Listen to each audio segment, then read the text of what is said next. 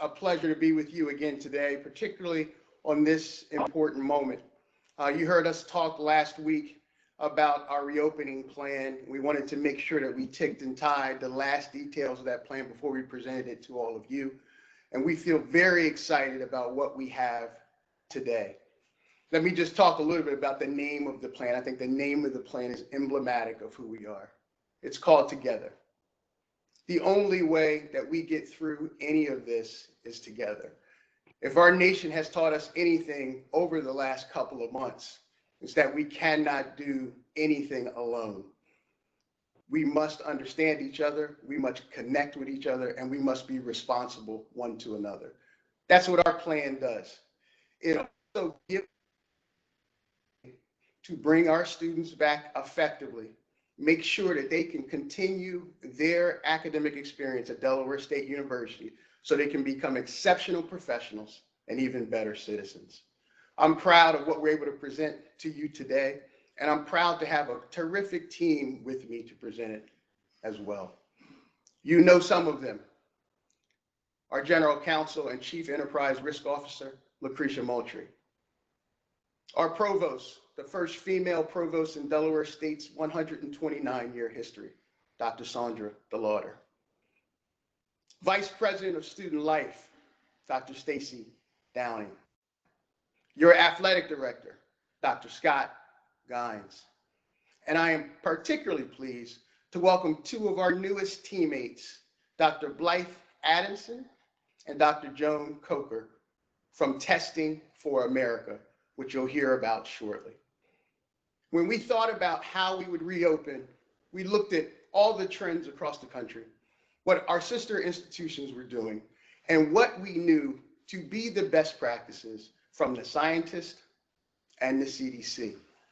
And what we've come up with is that to do that effectively, not only must we do it together, we must have a robust testing protocol.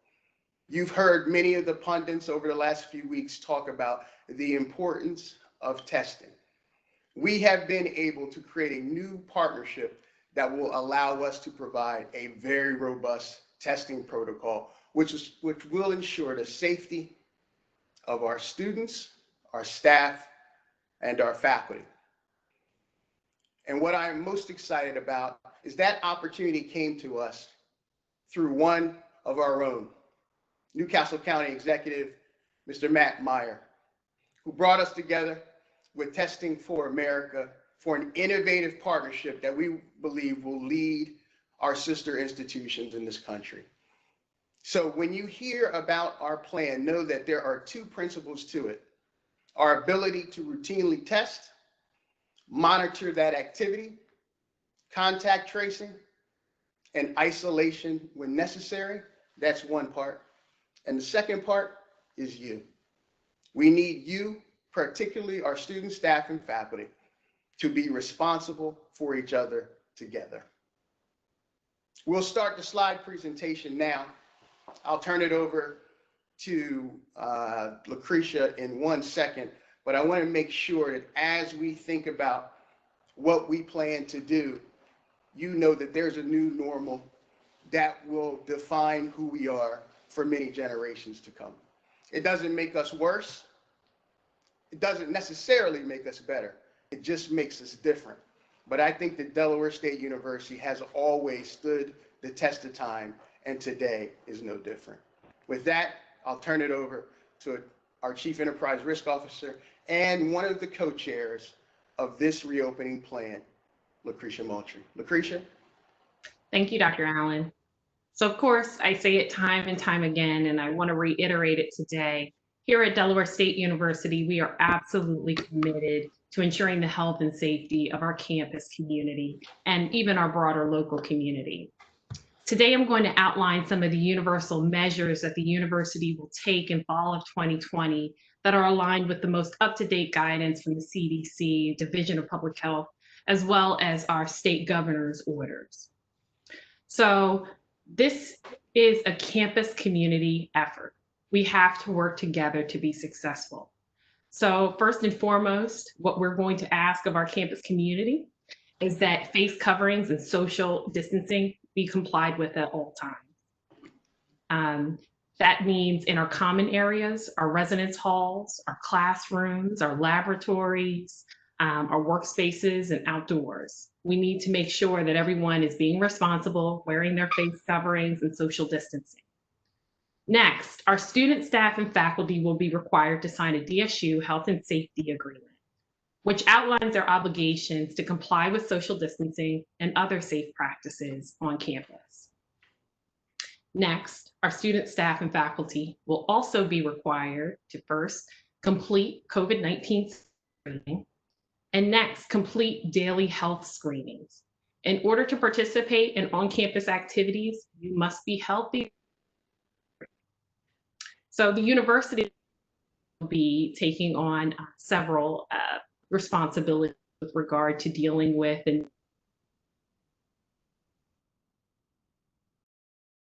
enhanced sanitation and cleaning schedule.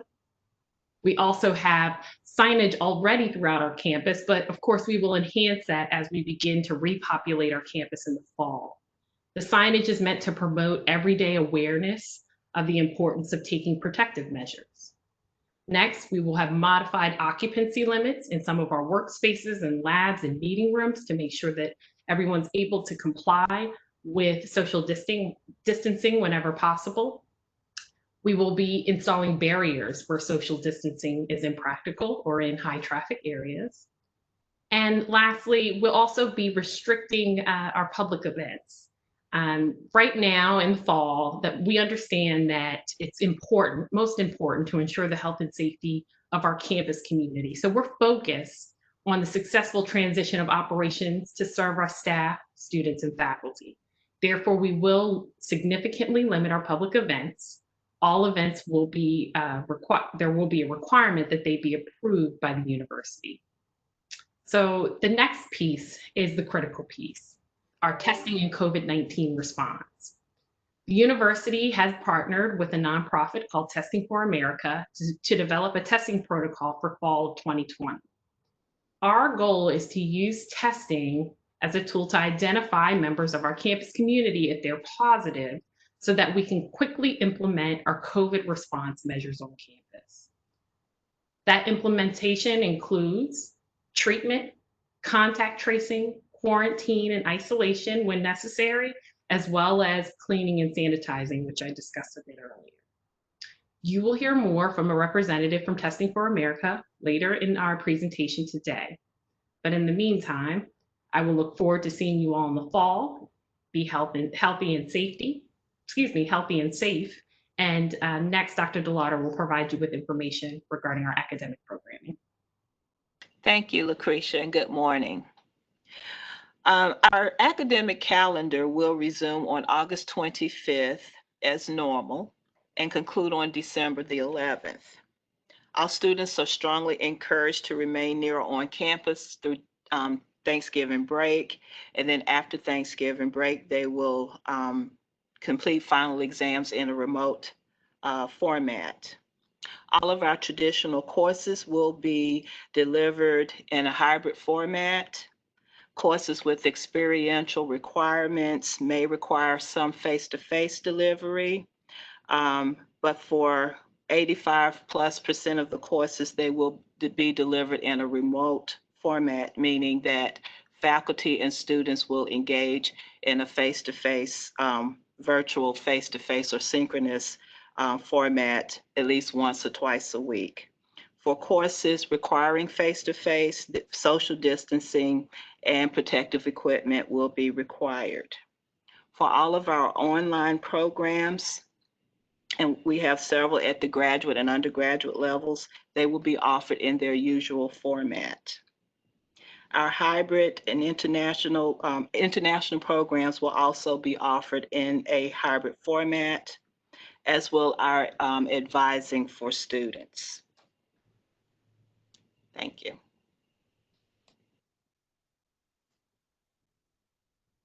Good afternoon, everyone. I am glad to be here today to announce our residential life plan. As many of you know, we're living in a new normal, so our plan will follow as such. We were able, based on the testing protocol that we are implementing on campus, we are now able to house about 75% of our students who would normally stay in our residence halls.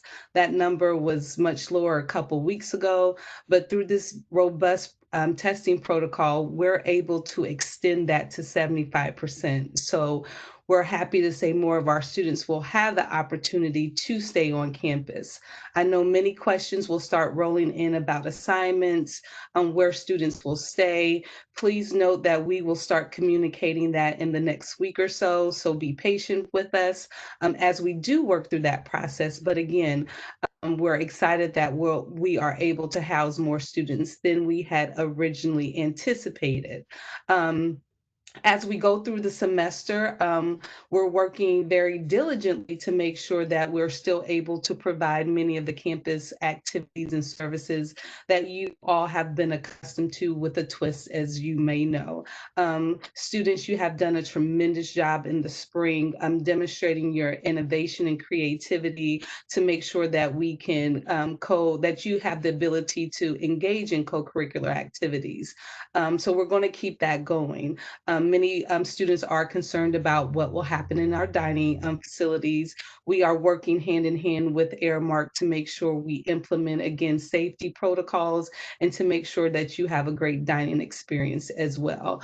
Many of our buildings will be open with limited capacity. We'll be able to provide services in our Wellness and Rec Center, the MOK, the library. So again, we're working very diligently to make sure that those who are going to be on campus in our communities will still have a campus life experience. As we say all the time, communication is going to be very critical. We're going to start inundating you with information because our goal is to make sure that we educate you prior to coming to campus, meaning that we're going to establish expectations on what it would be like to start living in the residence hall under these new protocols. Anywhere from visitation, what to bring with you. Many of you have experienced our move out process. Just note that our move in process will be very, very similar. So I'm asking you all to start paying attention to your email because again, our goal is to make sure that you have the resources, the education that you need prior to coming to campus to make sure that we have a successful fall.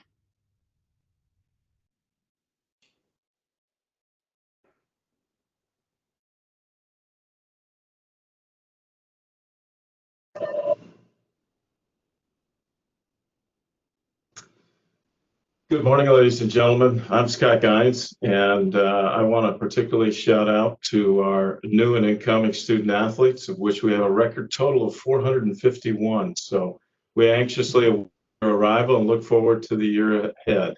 Here's a brief snapshot of what to expect and what's expected of you as we prepare for our 3 team sport fall preseason camps. Those reporting dates are football on July the 23rd, followed by women's soccer on July the 27th, and then women's volleyball on July the 29th. Be looking for, and these will take place during the week of your reporting, virtual team calls with your head coach, your coaching staff, our compliance and support staff to walk you through the deeper specifics and details that will be involved in preseason camps. To help prepare for that return, however, understand that you will need a negative COVID-19 test prior to your arrival and the completion of everything: enrollment management, financial aid, your DSU health form, as well as everything in terms of NCAA compliance. Each one of your head coaches has all this information and all the secure checkpoints as well as the data. So they will continue to reach out to you to complete those files, because quite frankly, not until everything is completed can you gain access to Limits Gates, and we want everyone to have access. Your requirements upon arrival, as Ms. Moultrie shared a bit ago, you will have to complete a survey form with regard to your symptoms, as well as a COVID-19 test, and you will enter quarantine until such time that we get a negative result, and we'll get you on the field of play and in training. As Dr. Allen underscored, the key word is together, and the simple definition of the word compete means to strive together. So be looking for those virtual team calls in the days upcoming. Thank you. Thank you, Scott. Thank you, Lucretia. Thank you, Stacy, and thank you, Sandra. Before I bring on Dr. Adamson, I just want to say what a pleasure it is for us to be working with Testing for America. As I said at the top of the show, there are many of our sister institutions who are still struggling with the idea of a robust testing protocol so we can keep the university community safe.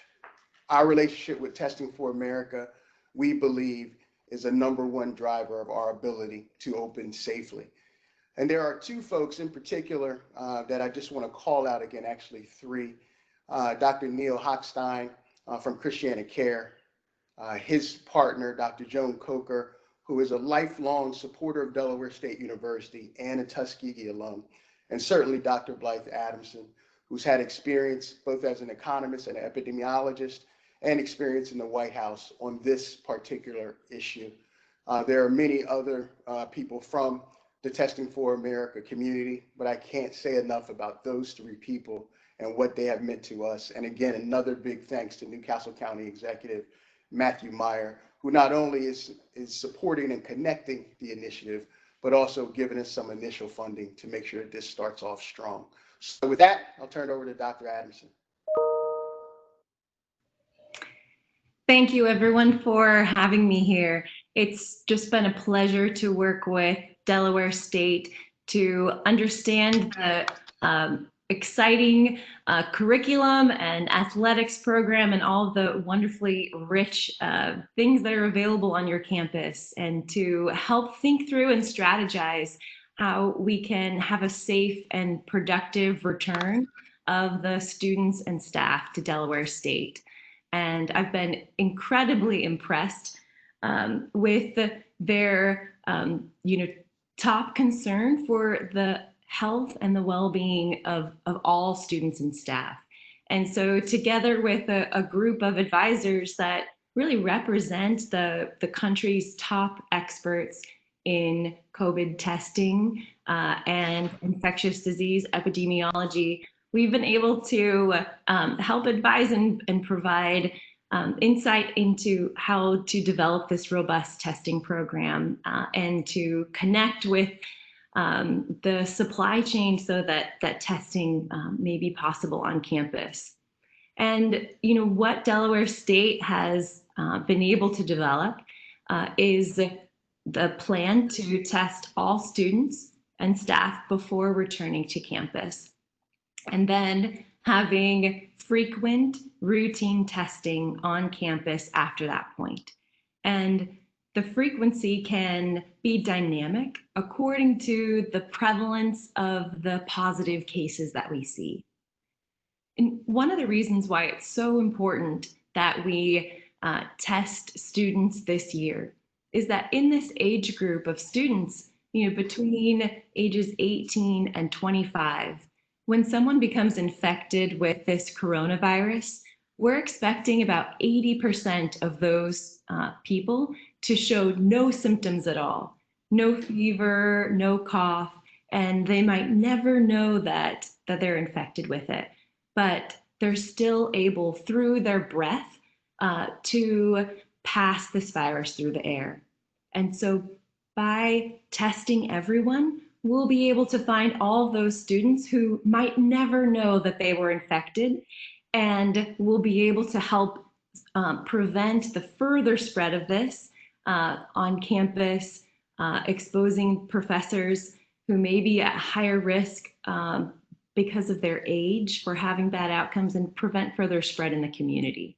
And so it's been really a privilege to see the creativity and the passion and the tremendous effort of everyone at Delaware State, and in their commitment to getting the best experience possible for students and staff in a safe way.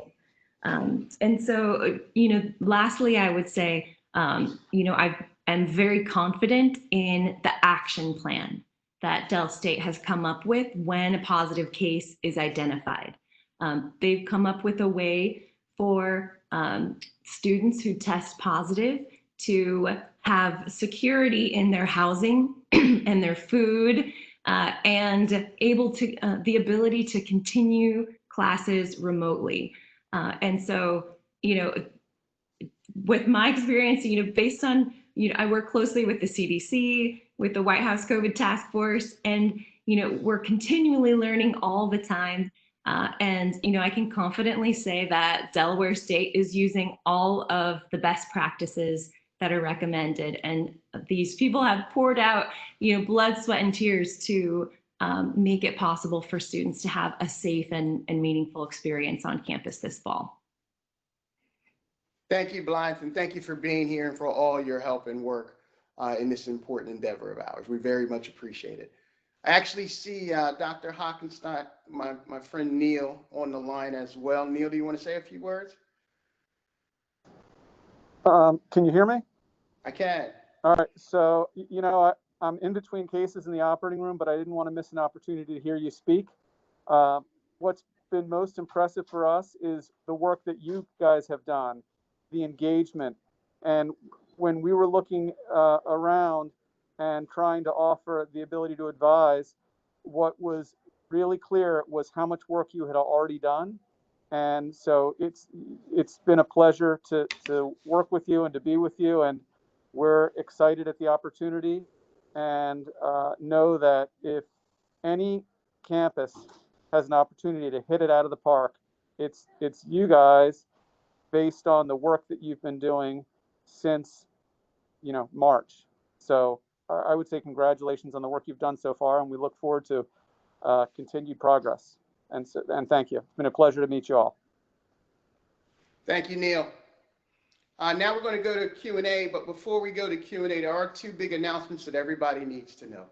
The first is that we are changing homecoming to April 23rd, the weekend of April 23rd. I know that's important for many and part of the university community, but particularly for our alumni. That gives us enough time to be responsible in the fall and prepare for a great time in the spring. So remember, the weekend of April 23rd. Second, fall commencement will be suspended, and those folks who will be graduating in the fall will actually have their commencement exercises in the spring. Again, very important for our community to be protected and safe and to celebrate in a time that we think will be much more appropriate and much more clear path forward for all of us. So with that, I'll turn it over to Daryl for a Q&A. Good morning. First question is, we are trying reopening the university like many other universities in America. However, there have been reports of numerous universities allowing their student athletes to return, and the end result is that their students have caught COVID. They cite the University of Clemson, LSU, as an example. I believe they're saying what are going to be our process for dealing with that type of an issue.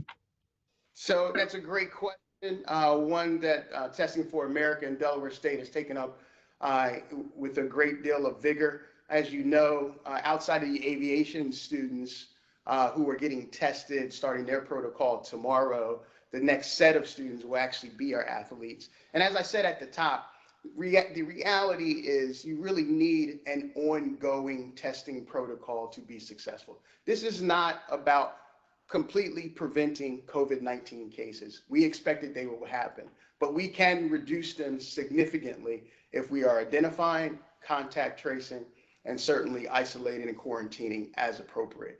I'll let Blythe talk a little bit more about that and then turn it over to Scott if he has anything else to add. Blythe? Yes, well, one of the things that we've learned even from looking at hospital systems is that we can use masks as one way to prevent the spread and create safe environments, just like DSU is planning to do in the classroom and on the field.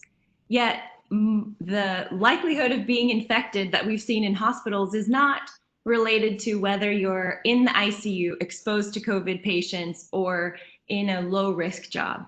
it's actually related to where your neighborhood is, because it's not in the workplace that people have become infected the most.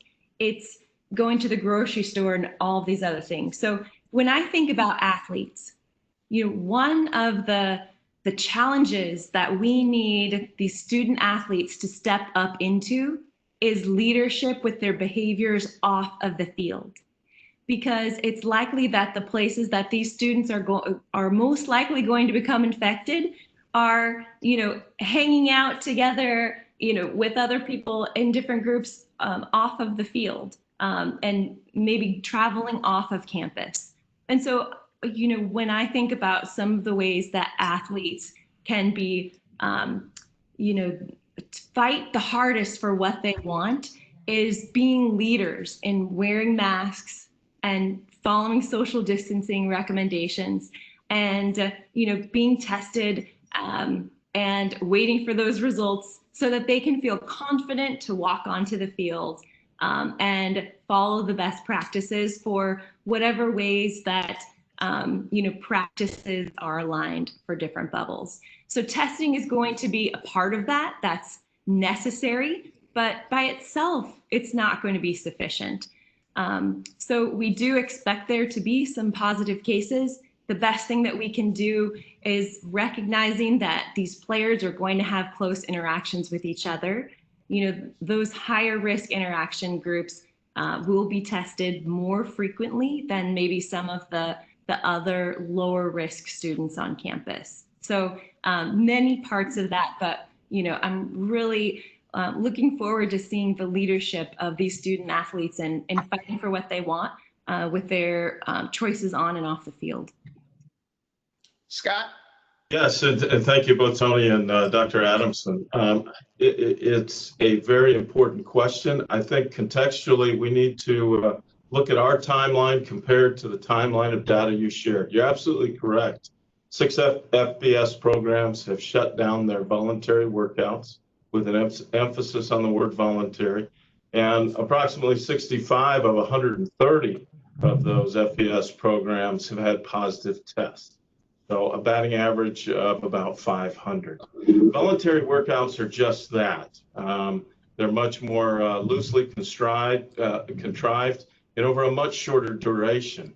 When you come back to preseason camp, it'll be preceded by quarantine, and then you'll go into your NCAA mandated, and you're accustomed to that unless you're an incoming student athlete, 5-day climatization period. That climatization period in just normal surroundings typically takes about 11 hours to conduct. So in terms of your time in training, your time in virtual meetings, and your time in all things bringing your team together with great chemistry and esprit de corps, it's much different than a couple hours a day of voluntary workouts when you're perhaps going off campus or to social gatherings. And to underscore both what Dr. Allen shared and Dr. Adamson, it really comes back to together. Training, particularly in those who dream of being elite, those people who become elite think and train differently than others. And most importantly, they adapt. No one gets to the top of the mountain without being adaptive. And that's what we're sharing with you, an adaptive plan that will require that we hold one another accountable together with frequent testing and monitoring of those activities. But in our case, that will be sun up to sundown. And those days will play out much differently than the LSU Clemson examples just cited. Thank you, Scott. Darryl, next question. How are you going to regulate social distancing in places like the cafeteria and library? Yeah, I'll have Dr. Downing talk a little bit about that, and then Lucretia, maybe if you can add as well.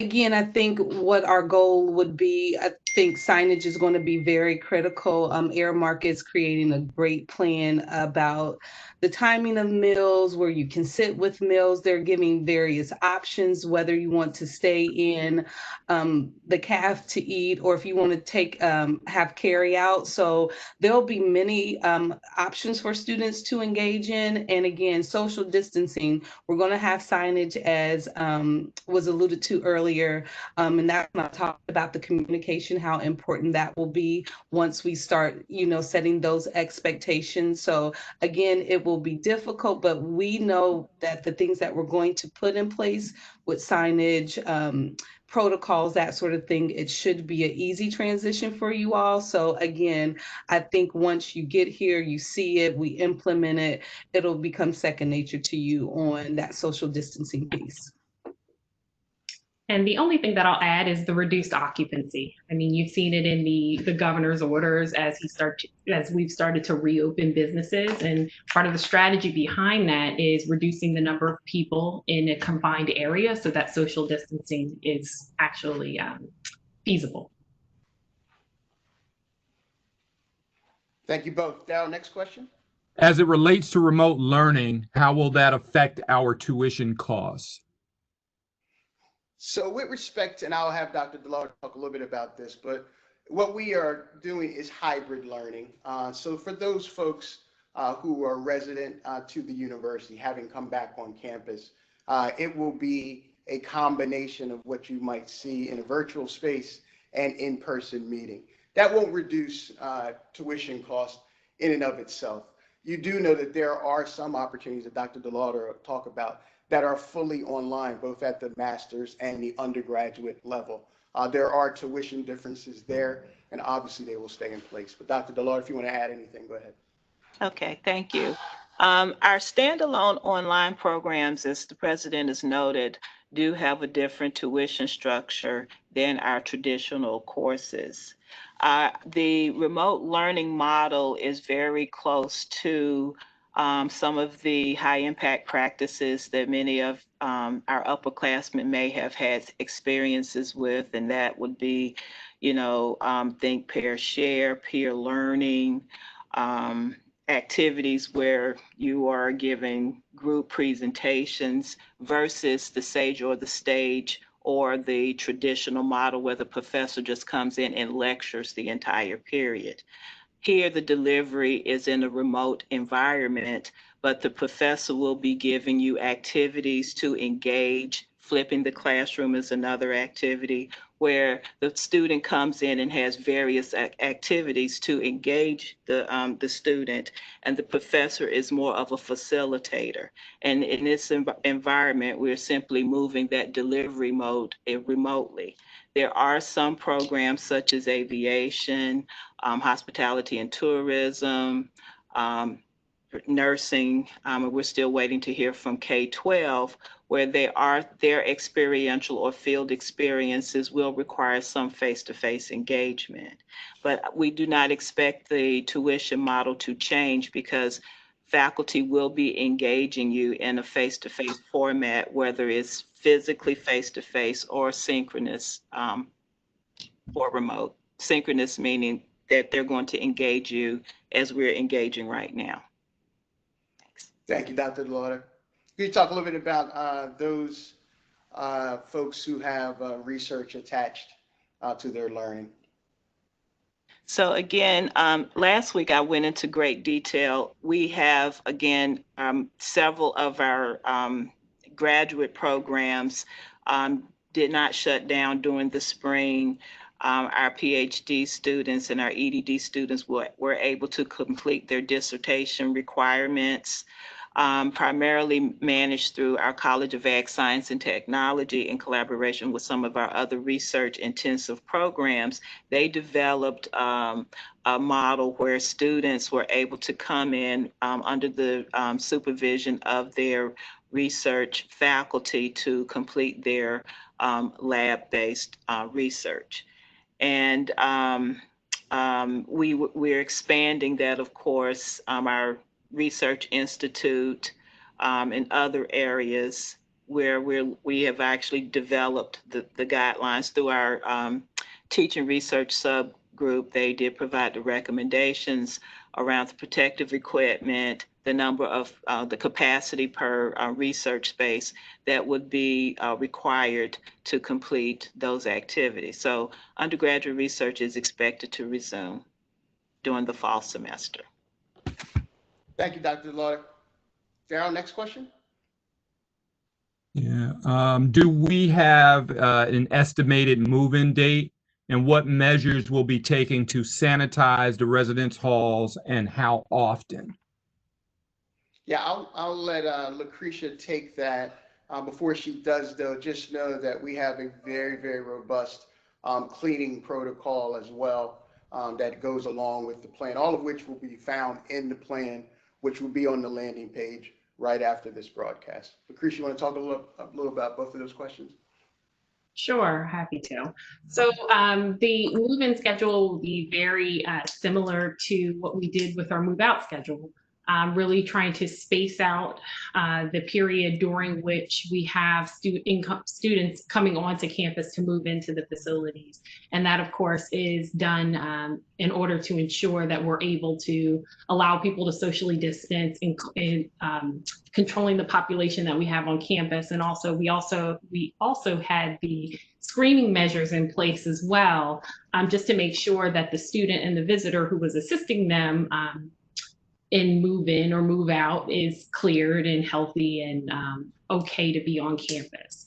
So as for the date, I think that Dr. Downing is probably in a better position to talk about that. So yes, as I alluded to earlier, once you receive your housing assignment, we'll do the same thing we did as the move out process occurred. We will give you an assigned date and time to move in. Again, this will not be our typical move in scenario where we could get it done in 3 days. It probably will take a couple weeks to get students in and to be acclimated and prepared for fall opening. So once you get your assignment, more information will follow with those details on your move-in time, when you come, who you can bring, the screening process. And as always, if the time that you have been assigned does not work, we'll be flexible to adjust that move-in schedule with your RD and housing. And I think the other question was about the cleaning process related to move-in activities. And of course, we will implement something very similar to what we implemented during move-out procedures. So making sure that our facility staff is cleaning high-touch areas, common areas, reducing the number of surfaces that you need to touch. So for example, propping doors open, limiting occupancy in our elevators, encouraging our residents to use the stairs, those sorts of things to make sure that we're keeping our environment as safe as possible for the move-in process. Thank you both.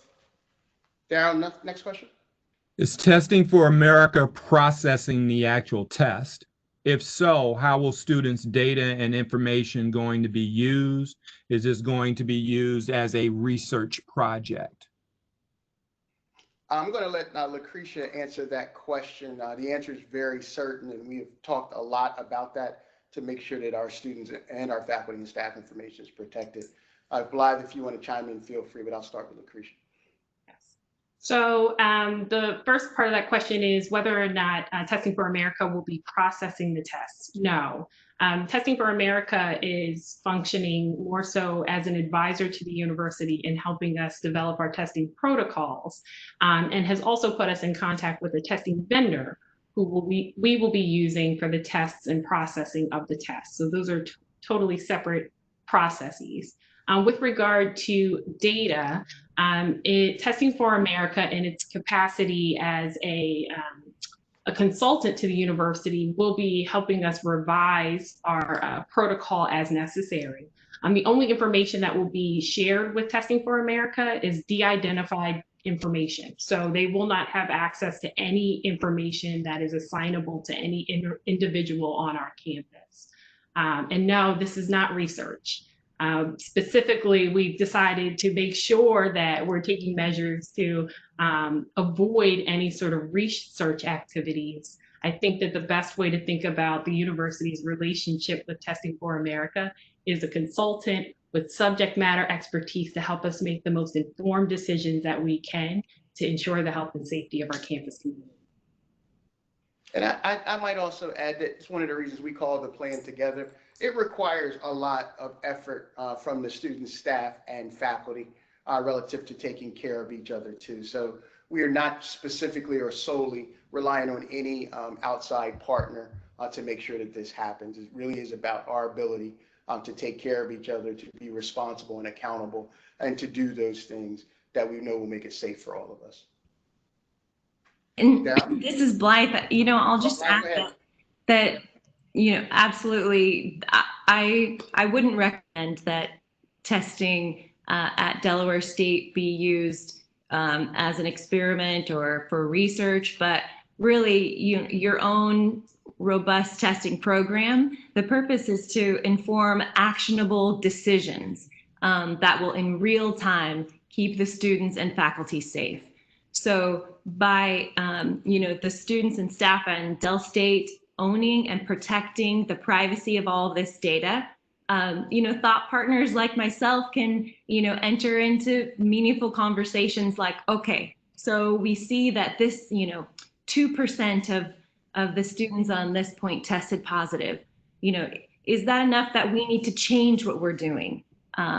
Or, we saw this spike, so the thought partnership of bringing in other people that are experts, I think is just intended for those high level dynamics to make sure that, every week on campus, your university community is incorporating the best evidence and using the data that you have to understand what's going on and make changes and as necessary. If we find out that maybe the precautions that are designed are not working as well, you'll have the data at your fingertips. And really, honestly, the Department of Public Health that you have is amazing. The bioinformatics leadership, I think you have the talents to analyze and understand and interpret the data just with all the expertise that is built into your university. So,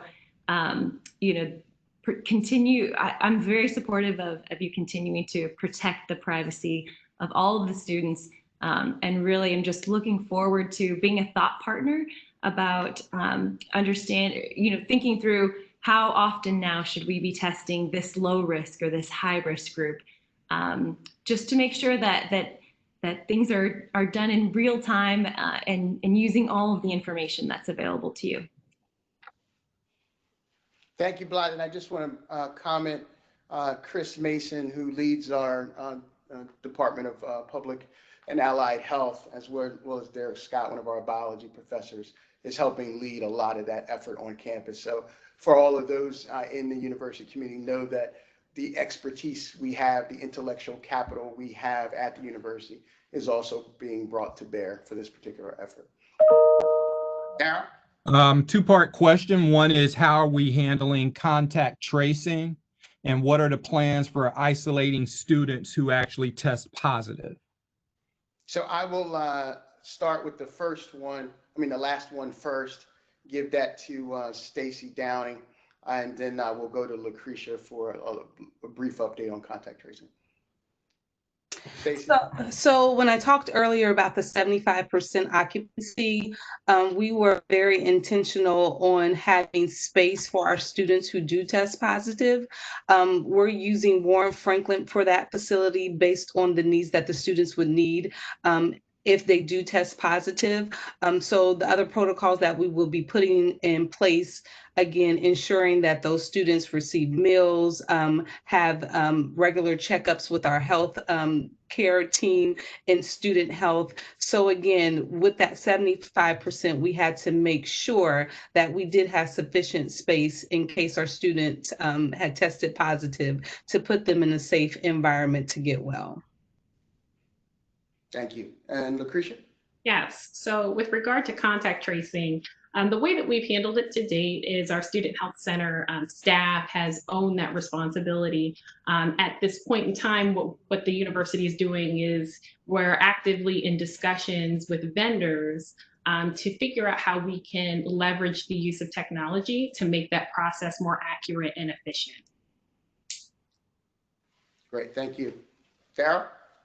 How is the 75% of students being selected when it comes to who actually comes back to campus?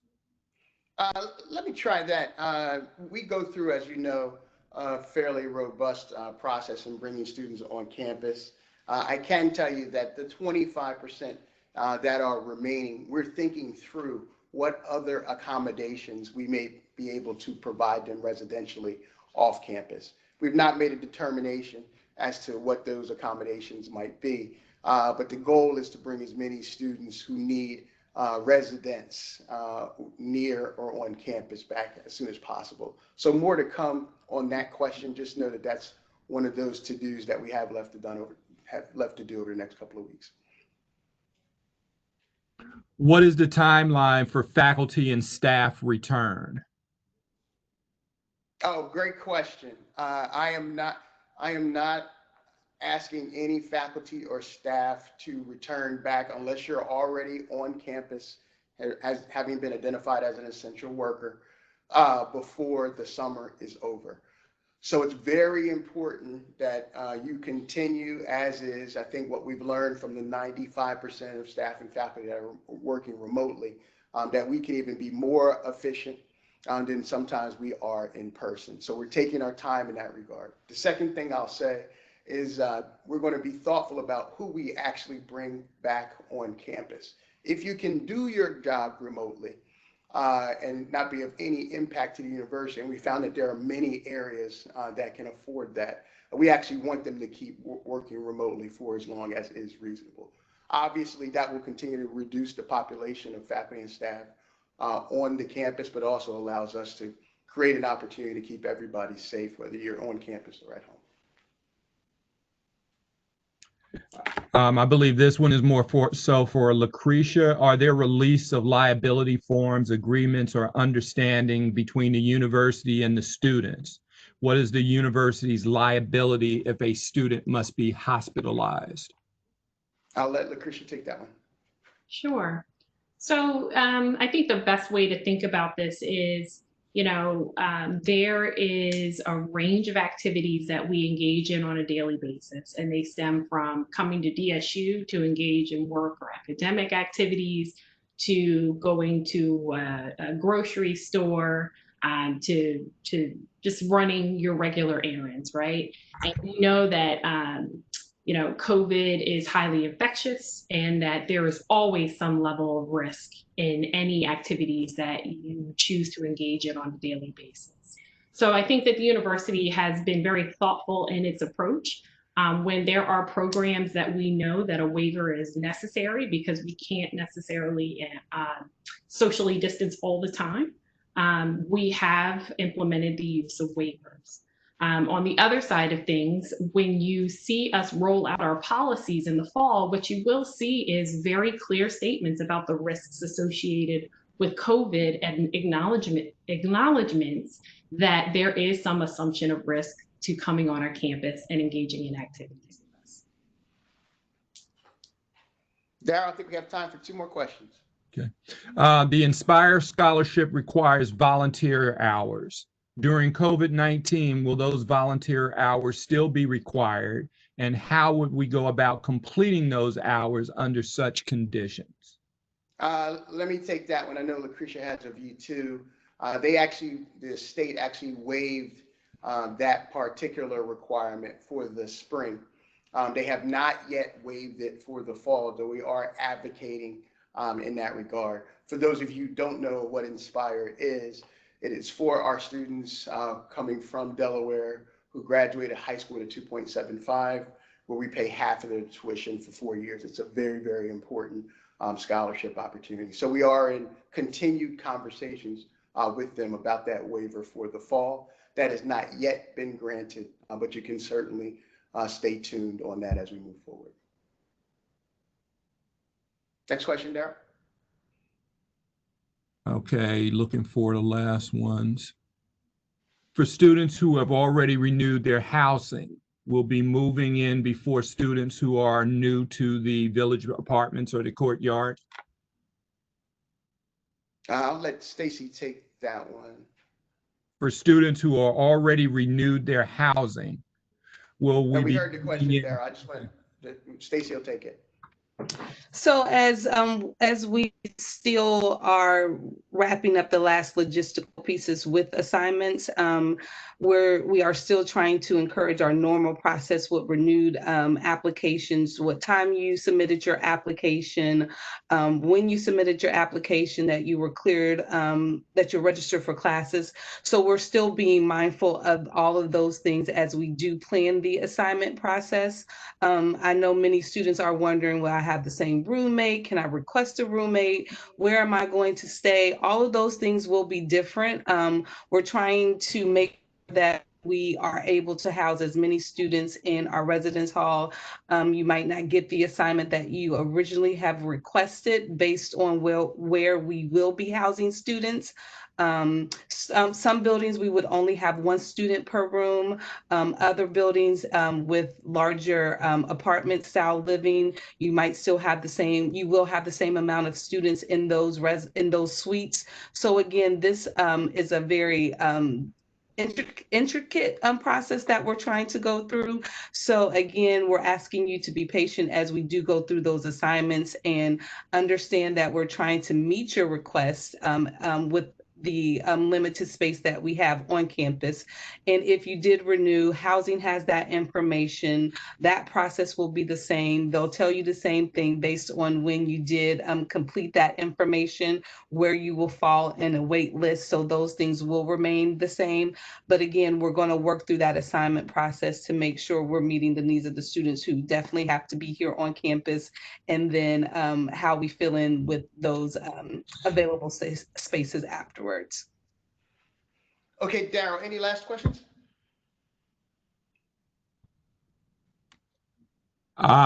Just one question. Can you elaborate a little more on the hybrid course format? I think people are still a little confused by that. Okay, so to distinguish between hybrid and fully online is not necessarily based on the platform. So you may, in the strictest sense, hybrid simply means that there is some work that students will be doing, assignments maybe on their own or in a group format, and then the faculty member will convene the meeting, what we consider lecture. And that lecture activity may be face-to-face physically, or it may be via Blackboard or some other digital platform. Some faculty members have been using Teams, some have been using Zoom, some have been using WebEx.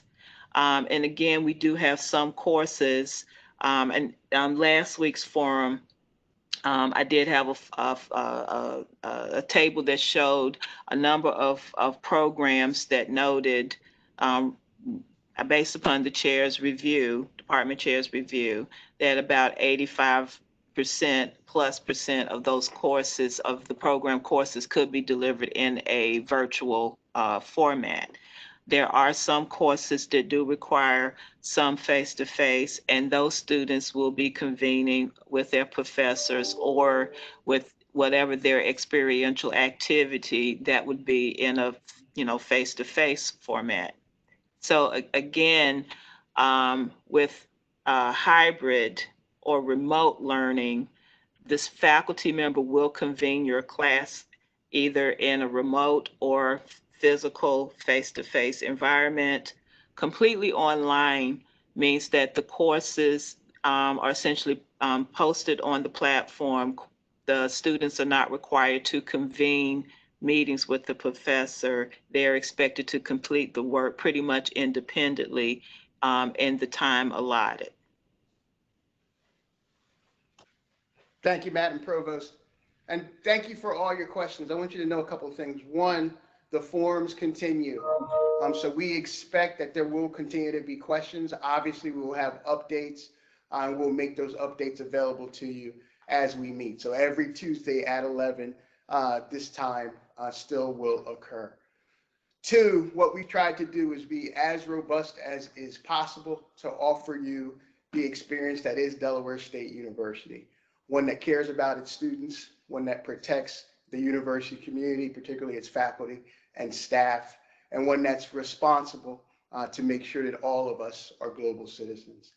And three, we have intellectual capital and subject matter expertise on campus.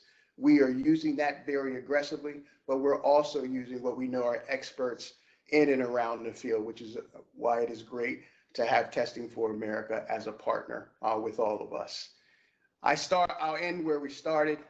This really is about together, doing it thoughtfully, being responsible, and communicating the information when we know it. And I would say being adaptable and flexible as we go through this process. None of us, and I mean none of us in the country, and I dare say the world, have gone through this particular moment. So we are going to try to do it with great facility and make sure that everybody is protected. I want to end with the video, and I'll see you next Tuesday. Thanks for listening. And also know that those folks who couldn't get in because we maxed out as we thought we would, the video will be available later today through our social media channels.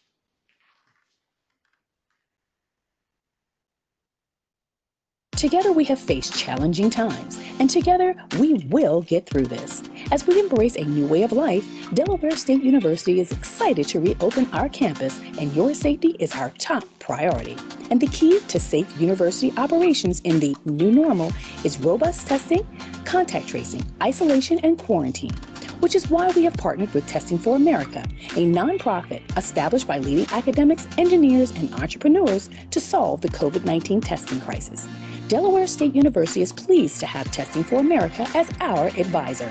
As we develop our COVID-19 testing capacity, we will have the unique ability to test our entire campus community throughout the semester. Abundant testing allows Delaware State University to carefully reopen campus operations while providing the academic excellence you deserve. For more information, visit desu.edu. And at Delaware State University, it all matters.